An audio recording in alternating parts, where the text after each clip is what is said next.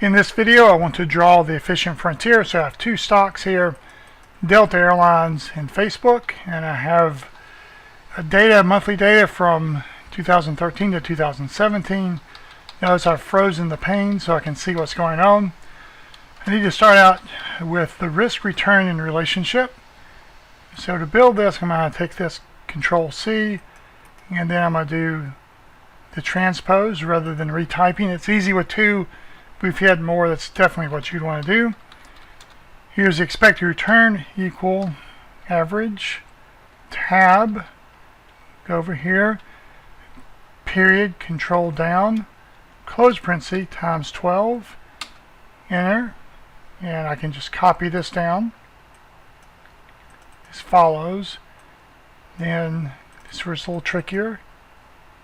Grab this, and we got it. Now I want to put this, these are all going to be percents in here, so Control Shift 5 for percent. Now I want the risk, and the risk will be equal to the standard deviation. I'm going to do sample, you don't have to, period, control down, close parentheses times the square root of 12, enter.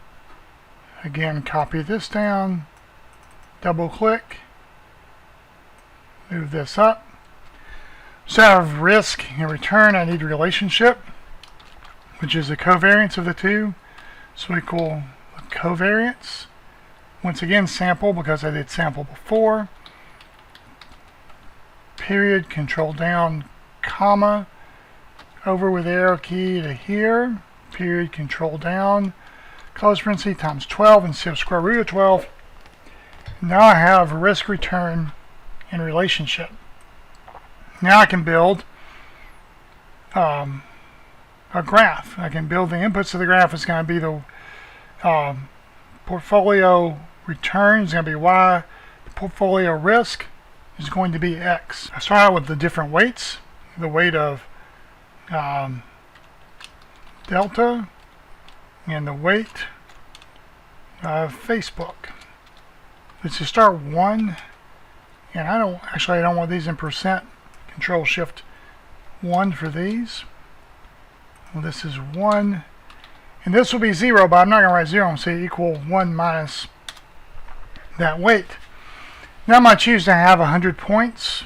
Technically 101 when I consider that very first one. So I'm going to say equal this minus 0.01. I'm going to drag this down.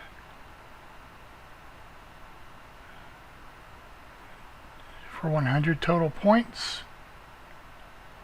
Need 2 more. And then double click to get this. Perfect. Now I need the risk. So one way you call it the risk, the other you could call the sigma, the other term I could call the volatility or just the vol. And I'm going to do it's square root, but I'm going to start with not doing square root because I want to make sure I have this right. So it's going to be the weight of this squared times, now this risk is not variance, it's standard deviation, so I need to square it. That never changes. So I should have locked down the H3 plus the weight of Facebook squared times this risk, lock that down, squared plus 2 times the weights times the covariance. Lock that down. Notice I've put no parentheses in there. I don't need them. But I do need the square root of this, so press F2. Now I can just type SQ. You see the R square root comes up, so tab, enter. Now I want to have the return. That's going to be equal to the weight times the return, lock it down, plus this weight times the return of Facebook, lock that down, double click. Maybe I want these in percentage, so Control Shift 5, give me a couple more decimals. And if I want to, to highlight this, Control Shift, and just Shift over, Control Shift down, and then insert a graph. This is the XY scatter, which is what I want. Let me get this where we can see a little bit better. I want the XY scatter because this is X, this is Y. Control Shift down to highlight them again. I could use the dots, but really visually I like that line a little bit better. Let's move this over here. And notice the return comes up there. And I'm showing part of the graph, but not the whole thing. So what if I change that to a 2? It just shows me kind of that straight line, right? So I would like to have, move this to a place we can see it better. I like to be able to change this. If this is 1 and this is 0, I want this to be 0 and this to be 1. If I change this to be 2, it's going to be 2 and negative 1. I like that to be negative 1 and 2. The reason is I want the graph, I want to look at different portions of the graph. And notice the x-axis, I'm going from, that's about 20, it goes to about 30. If I change that to 2, we're going from almost 30 up to 60. So I'm looking at different portions of the graph, right? I like to expand this out so I always have the same center point. I just keep going out further this way and further that way. So how should I do that? Pause the video, think about how you should do it, come back, and I'll show you my solution. Okay, so I'm traveling a total distance of 1. I'm taking 100 steps, so my step size is 0.01. So step size is 0.01. My total distance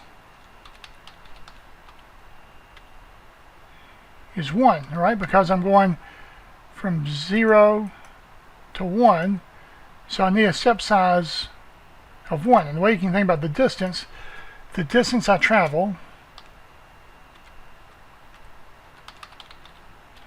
equals the steps times the step size, right?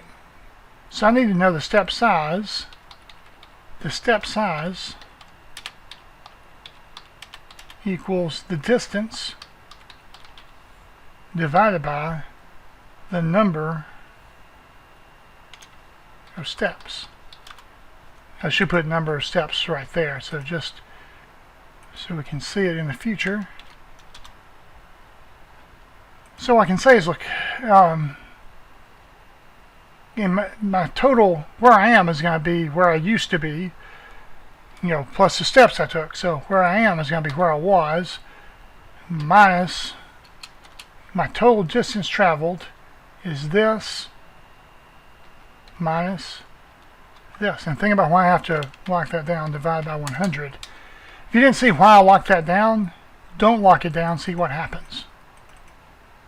So now if I change this to 2, the step size should be 0.03 because I'm going a distance of 3, correct? And that's what it is. If this is 3, the distance I'm going is 3 to negative 2, which is a distance of 5, so the step size should be 0.05, which is what it is. So now I can draw the efficient frontier and see whatever portion of it I want to. And that's important because I may just be drawing, I may not have something as pretty as this to start with. You'll see this as we go to more than 2 assets, really more than what we see now.